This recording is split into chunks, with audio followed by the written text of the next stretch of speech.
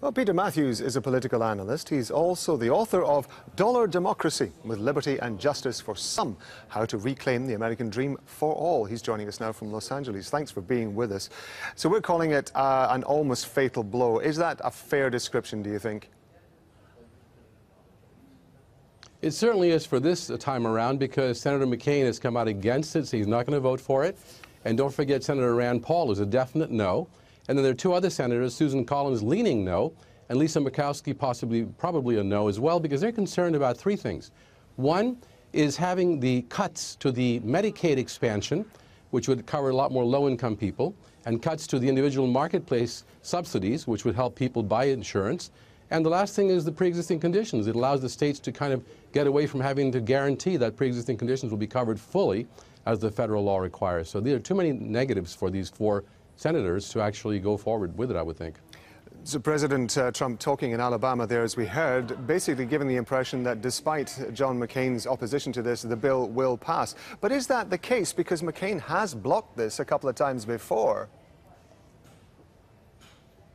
That's right. I really don't think it's going to pass next week. The vote comes up next week. It has to be done by the end of the month. And I don't think it's going to pass. But the president seems to have some kind of I think he has a trick up his sleeves. I don't know. His numbers are not equating with what I'm looking at, because there are only 52 Republicans in the Senate. And if 3 of them defect, it's all over, because the vice president's tie-breaking vote will not help. So I don't know what kind of vote counting the president's doing, but we'll have to wait and see. I don't think it's going to pass next week if I was a betting man, for sure. So what options? We'll have to wait and see, though. Yeah, absolutely. What options are left to the Republicans now? Do they go back and do they restructure the bill again to try and make it appeal to John McCain and the others? Or do they look at the voting process and try and change that to try and make that the way that it gets through? It's possible, as McCain himself said, he wants to have a complete CBO, or Congressional Budget Office, report on who will be losing out in this bill, how many people will be cut out of it. And they're trying to work out compromise with Democrats, according to McCain.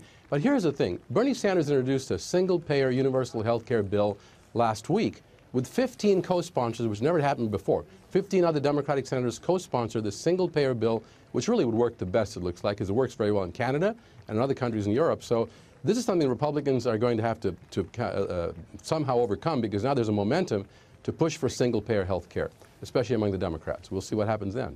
It's going to be an interesting couple of weeks. Peter Mathews, thank you very much indeed.